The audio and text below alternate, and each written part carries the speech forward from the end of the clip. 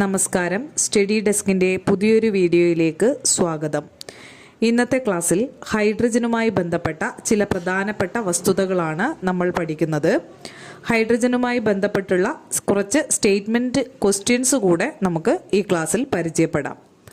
ഹൈഡ്രജനുമായി ബന്ധപ്പെട്ട് ഓൾറെഡി ഒരു ക്ലാസ് ചെയ്തിട്ടുണ്ട്. അത് കണ്ടിട്ടില്ലാത്തവർ അതിൻ്റെ ലിങ്ക് ഡിസ്ക്രിപ്ഷനിൽ നൽകാം, കാണാൻ ശ്രമിക്കുക.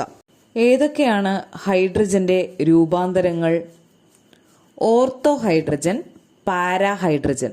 ഹൈഡ്രജൻ്റെ രൂപാന്തരങ്ങളാണ് ഓർത്തോ ഹൈഡ്രജൻ, പാരാ ഹൈഡ്രജൻ. ഈ ഹൈഡ്രജൻ്റെ രൂപാന്തരങ്ങൾ കണ്ടെത്തിയത് ഹെയ്സൻബർഗാണ്. തുറന്ന പുസ്തകത്തിൻ്റെ ആകൃതിയിലുള്ള ഹൈഡ്രജൻ സംയുക്തമാണ് ഹൈഡ്രജൻ പെറോക്സൈഡ്. തുറന്ന പുസ്തകത്തിൻ്റെ ആകൃതിയിലുള്ള ഹൈഡ്രജൻ്റെ സംയുക്തമാണ് ഹൈഡ്രജൻ പെറോക്സൈഡ്. ഇത് ബ്ലീച്ചിങ് ഏജന്റായി ഉപയോഗിക്കുന്നു. കൂടാതെ പഴയ എണ്ണച്ചായ ചിത്രങ്ങളിൽ നിറം നിലനിർത്താനായും ഹൈഡ്രജൻ പെറോക്സൈഡ് ഉപയോഗിക്കുന്നുണ്ട്. ഹൈഡ്രജൻ്റെ ചില രാസപ്രവർത്തനങ്ങൾ നോക്കാം ഇനി. ആദ്യം ഹൈഡ്രജനും ഓക്സിജനും തമ്മിലുള്ള പ്രവർത്തനം. ഹൈഡ്രജൻ ഓക്സിജനിൽ കത്തുമ്പോൾ ജലമുണ്ടാകുന്നു. ഇത് ഒരു താപമോചക പ്രവർത്തനമാണ്. 2H2+ O2 gives 2H2O plus താപം. അടുത്തത് ഹൈഡ്രജനും ക്ലോറിനും തമ്മിലുള്ള പ്രവർത്തനം.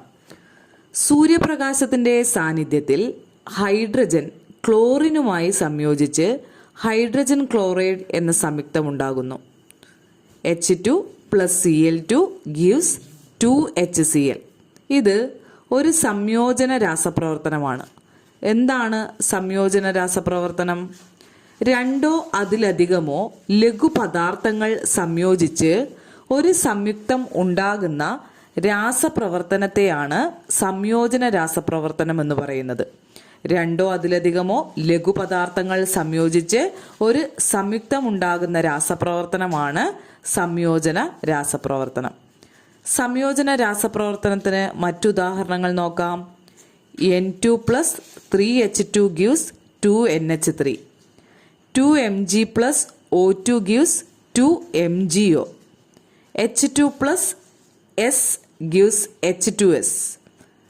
ഇതൊക്കെ സംയോജന രാസപ്രവർത്തനങ്ങൾക്ക് ഉദാഹരണങ്ങളാണ്.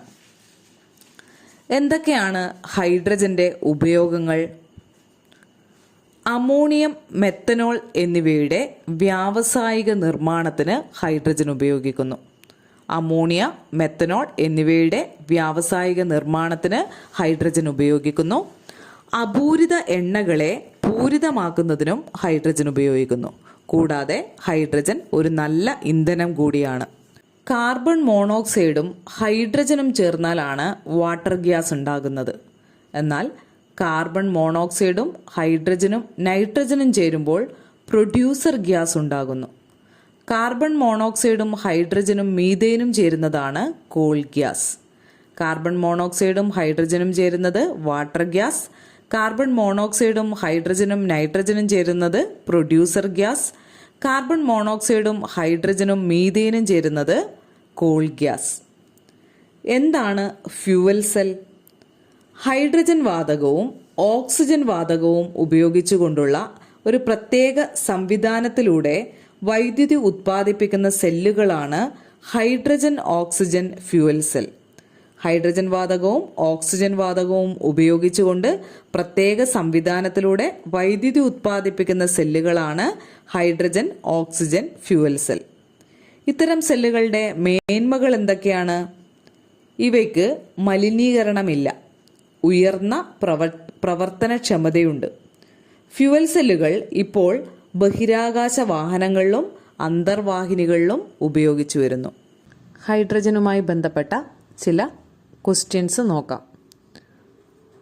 പ്രസ്താവനകൾ പരിശോധിച്ച് വാതകത്തെ തിരിച്ചറിയുക. 1. ഹെൻറി കാവൻഡിഷ് കണ്ടെത്തി. 2. ജലം ഉണ്ടാക്കുന്നത് എന്നർത്ഥം. ജൈവവസ്തുക്കളിൽ ധാരാളമായി അടങ്ങിയിരിക്കുന്നു. സൂര്യനിലെയും നക്ഷത്രങ്ങളിലെയും മുഖ്യ ഘടകം. Option A nitrogen, option B helium, option C hydrogen, option D oxygen. അടുത്തത് കലോറിക മൂല്യം കൂടിയ ഇന്ധനം ഏത്? എ പെട്രോൾ, ബി കൽക്കരി, സി ഹൈഡ്രജൻ, ഡി മണ്ണെണ്ണ. Next S. ഹൈഡ്രജൻ ഒരു ഗാർഹിക ഇന്ധനമായി ഉപയോഗിക്കുന്നില്ല. 6. സ്ഫോടന സാധ്യത, സംഭരിച്ചു വയ്ക്കാനും വിതരണം ചെയ്യാനുമുള്ള പ്രയാസം. ഓപ്ഷൻ എ എസ് ശരി, 6 തെറ്റ്. ഓപ്ഷൻ ബി എസ് 6 ശരി, എസിൻ്റെ ശരിയായ വിശദീകരണമാണ് 6. ഓപ്ഷൻ സി എസ് 6 ശരി, എസിൻ്റെ ശരിയായ വിശദീകരണമല്ല 6. ഓപ്ഷൻ ഡി എസ് 6 തെറ്റ്. അടുത്ത ക്വസ്റ്റ്യൻ. ചുവടെ കൊടുത്തിരിക്കുന്ന പ്രസ്താവനകൾ പരിശോധിച്ച് ശരിയായവ തിരഞ്ഞെടുക്കുക. 1.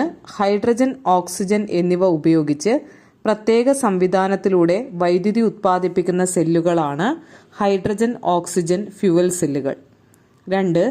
ഒരു യൂണിറ്റ് മാസ് ഇന്ധനം പൂർണ്ണമായി ജ്വലിക്കുമ്പോൾ സ്വതന്ത്രമാകുന്ന താപോർജ്ജമാണ് ആ ഇന്ധനത്തിൻ്റെ കലോറി മൂല്യം. 3. ഓക്സിജൻ വാതകം കണ്ടുപിടിച്ചത് ലാവോസിയെ ആണ്. 4.